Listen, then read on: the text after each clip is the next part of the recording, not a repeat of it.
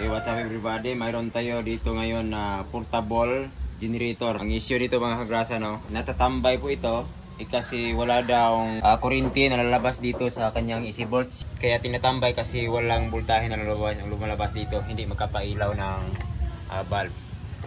So ngayon ay nilinisan ko ang kanyang carburetor. So tapos ko na nalinisan ang carburetor, is test natin, subukan natin kung umilaw ba siya.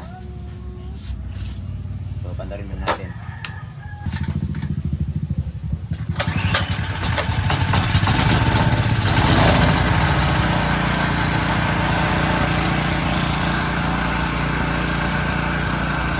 Subukan natin ang kanyang bulb kung umilaw ba.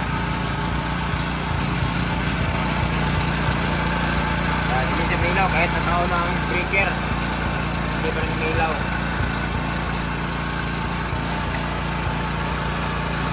So itis natin ang multitester. Sipol.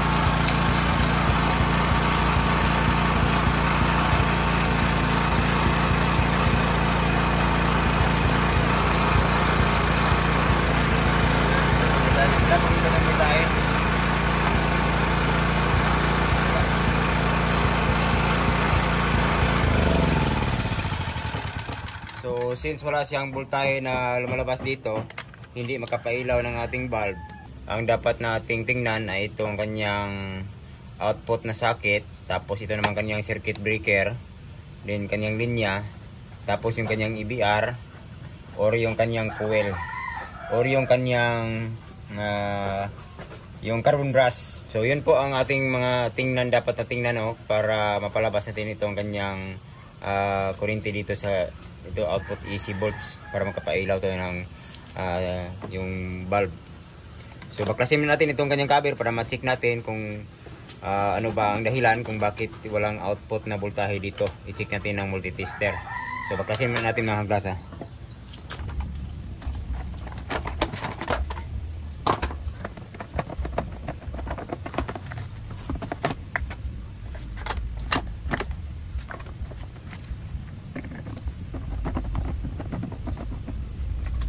So ito po ang kanyang linya ng mga grasa.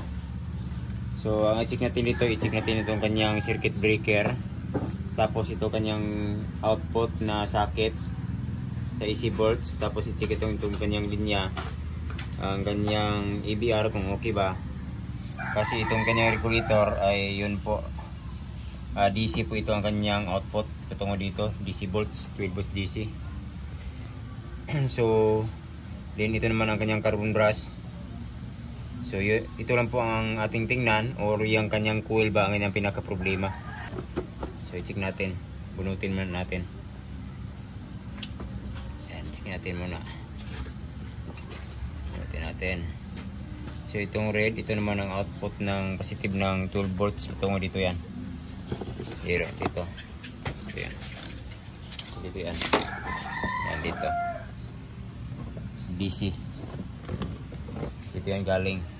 Tapos ito namang black, ito ang negative. Yan, patuloy rin dito. Negative ng DC volts. Dito. So tanggalin man natin ito. Ito po ang kanyang ground. Then dito yan, nakakunik yan dito. Sa tuwing i-off natin. Bunutin natin. Tanggalin man natin para ma-check natin itong kanyang ano ito, itong kanyang mga linya.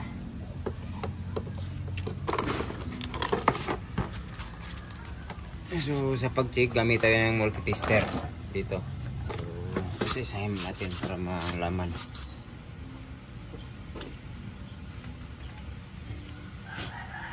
So itong socket na to, ito po ang output volts ng galing sa ating EBR. So bali ang lumalabas dito ay nasa mga 230 volts AC. Galing yan dito na socket. Yan, blue at brown dito galing. So ito namang dalawang yellow, AC volts din ito. Galing sa ating winding coil. Bali papasok dito ang voltahe, tapos lalabas dito ang dalawa. Yan, patungo dito ating breaker. Yan, dito. So i-check muna natin itong blue at saka itong brown. So isit natin ang tester sa continuity. Check natin ang breaker at saka itong kanyang socket dito, breaker at saka itong output socket. Yan, breaker. Yan, ito yan, breaker at saka itong output socket. Doon tayo magsaksak ng bulb. Yan. So sa pag-check, isit ang tester sa continuity. So isasahin natin ang bawat linya. Kasama na ito pag-check itong kanyang breaker. So unahin natin ang brown. So itusok natin ang test probe natin. Yan, dito sa brown wire. Pwede lang magkabaliktad ang test probe natin. Yan, pag tumutunog ang tester natin, mag-beep sound siya, ibig sabihin wala lang pong putol at okay lang po ang kanyang breaker at saka itong switch. So try muna natin kung mag-beep sound siya. Yan, nag-beep sound po siya ating tester. So ito po ay brown wire muna. Yung brown wire patungo ito dito sa breaker, tapos pag unang breaker pumunta dito ang voltahe patungo dito sa ating output, dito sa switch, dito sa saksakan ng bulb. So i-check natin dito sa bandang likod kasi baka dito lang po ang problema, kinakalawang minsan itong kanyang bolt connection. So i-check natin dito sa bandang likod dito. Pag mag-beep sound sa ibig sabihin okay lang ang breaker at saka itong output socket. So dito sa bandang babaw to. Yan. Ito yun. Dito sa bandang babaw. Try natin. Pag mag-beep sound siya ang tester natin, ibig sabihin okay lang. So try. Wala. Oh. Brown wire. Wala po kasi hindi po naunang breaker. Una natin yung breaker. Yan. Ibig sabihin, okay lang ang breaker, okay lang itong output na socket at saka itong kanyang linya, itong brown wire. Off. Yan. Hindi siya nag-beep sound kanina kasi hindi natin na on ang breaker. Yan, on ang breaker. Ibig sabihin, okay lang linya at saka itong breaker. I-check naman natin itong kanyang blue wire. Ang blue wire. Linya ng blue wire. So, dito itusok natin sa blue wire. Ang blue wire pro ay patungo yan dito sa breaker. Dito sa output ng socket ng AC volts dito. Yan, tungo yan dito. Check natin, dumaan yan dito sa ano, breaker dito. Dito. Breaker ng DC volts. Yan. So, i-check natin dito sa bandang baba. Tapos check natin dito sa bandang baba. So pag nag-beep sound lang po siya, ibig sabihin okay lang po. Yan. Yan, okay lang. Okay lang siya. Wala itong kinalaman sa breaker kasi yung brown wire lang ang dumaan sa breaker. Yan, okay lang. So bali nalaman natin na okay lang ang kanyang breaker at saka itong output socket at saka itong linya. So dito naman tayo mag-check sa doon sa linya ng EBR sa dito sa kanyang pinaka-winding coil stator o yung kanyang ano dito, yung carbon brush. So unahin natin pag-check itong blue wire. Baka mayroon lang loose connection dito, baka may putol dito sa bandang lalim. So pag nag-beep sound po siya, itong blue wire, ibig sabihin okay lang kanyang linya. Baka mayroong putol. Yan, blue to blue, connection ng EBR at patungo doon sa breaker. Okay lang. Tapos sa brown wire naman, dito dumadaan ang output volts galing sa ating EBR. Yan, okay lang. So walang putol. So check natin ang kanyang stator dito sa kanyang winding coil. Baka mayroong putol doon sa ilalim. Alaman natin kung mayroong bisang putol o wala. So i-check natin ito ang kanyang dalawang yellow wire. Doon ito galing sa winding ng ating coil doon sa ilalim. So check natin. Pag tumutunog ang tester natin, ibig sabihin okay lang ang winding coil wala, lapit sa putol. So try natin.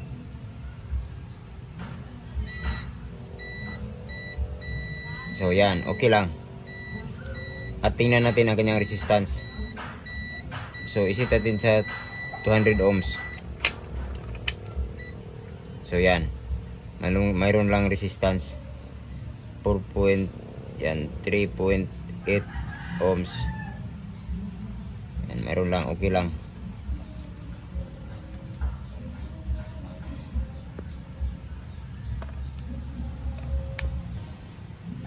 Then, kasi ito naman ang AC volts, may itong dalawang green patungo dito sa ating regulator. Ayan, patungo dito, i-convert niya ng DC volts. Tapos ilalabas dito sa mayroong ground at saka ito naman ang positive red wire. Patungo yan sa DC volts yan dito. Yan dito. Siya naman na mag-convert. So, i-check natin ang kanyang carbon brush. So sa pag-check ng carbon brush, i-set natin yung tester sa continuity. Check natin baka may putol doon sa bandang ilalim kasi may linya ito galing sa ating winding coil, itong galing carbon brush. So check natin. So dapat mag-beep sound din siya. Mayroon din siyang tumutunog sa ating tester. So ito ang positive, ito naman ang negative. Yan, positive itong red, ang white ay negative. So yan, walang beep sound. So ibig sabihin, mayroong putol sa winding or sa carbon brush ba. So dito, itusok natin sa carbon doon sa bandang ilalim. Itong sa red wire ang may putol. Or yung minsan yung carbon brush ay yung nagkaroon ng moisture, dumidikit. So tingnan natin ang kanyang carbon brush kasi din dito po ang kanyang problema. Kasi may continuity po ito. Ayan. So yan po. Carbon brush niya. Ayan po. Yan. Hindi na siya lumalabas yung carbon brush. Yung carbon brush niya hindi na makadikit dito sa pinaka-armature niya po. Yan, dito sa parang ilalim. Hindi makita. Yan, may dalawang armaturan sa positive. Yung hindi na tumama. Yan dito. Dito. Itong sa white wire, tumama pa. Lumalabas pa ang carbon brush. Dapat pantay po sila. Carbon brush. So, yan po. Yan natin. Mag-beep sound pa siya. Yan, meron lang koneksyon. Yan. Kanina hindi pa siya nag-beep sound. So try natin na i-repair o di kaya ay palit ng bago. Tingnan mo natin. So ito na po yun mga kagrasa, no. Hinihinang ko lang siya tapos dinagdagan ng wire para naman ay lumalabas yan ng konti dito. Yan para mapantay sila yung carbon brush. Kasi yan po dumidikit lang siya dito sa bandang ilalim. So yan. Dumidikit dito sa bandang ilalim kaya yun po hindi na siya lumalabas. Tapos yun na po yung wire, dinagdagan ko na siya ng konti para naman ay makatukod yan dito sa ating armature. Yun po, ikabit muna natin para masubukan po natin mga kagrasa.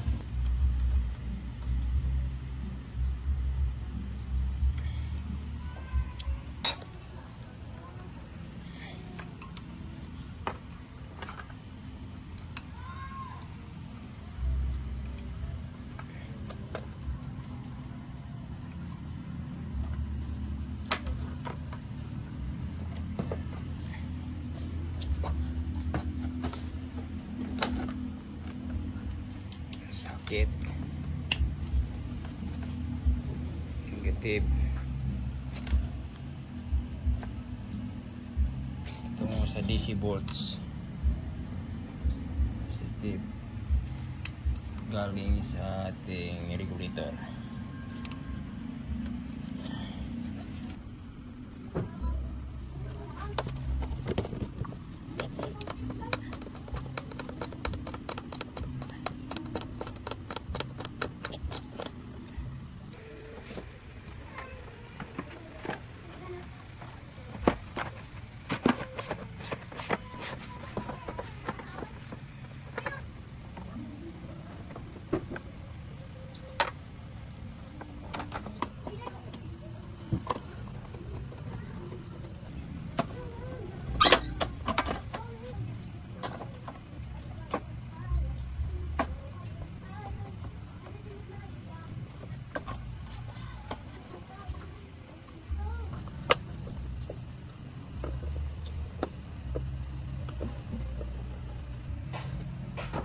Okay. Alright. Tapos subukan na po natin yung panda rin. Tapos itis natin ang kanyang output dito sa AC volts at saka sa DC volts. Pati try natin kung umiilaw na ba siya. Tingin konti.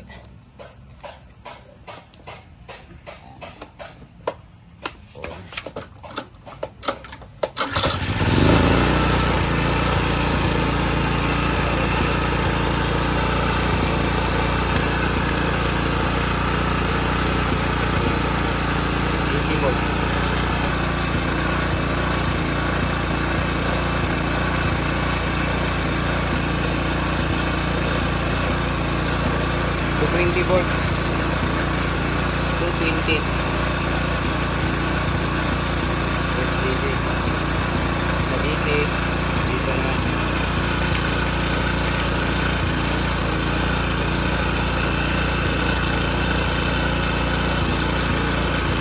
Volts.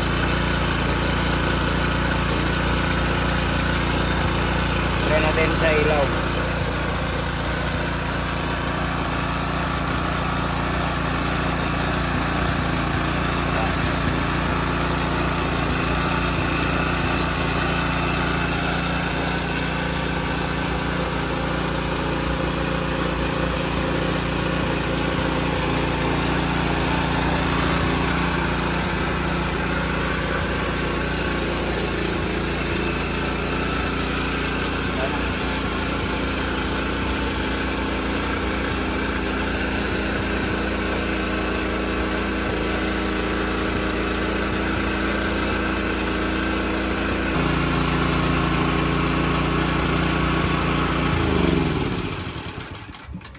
So yan lang po ang gawin mga klase. Maraming salamat po. Thanks for watching. Greg Chan po mga klase.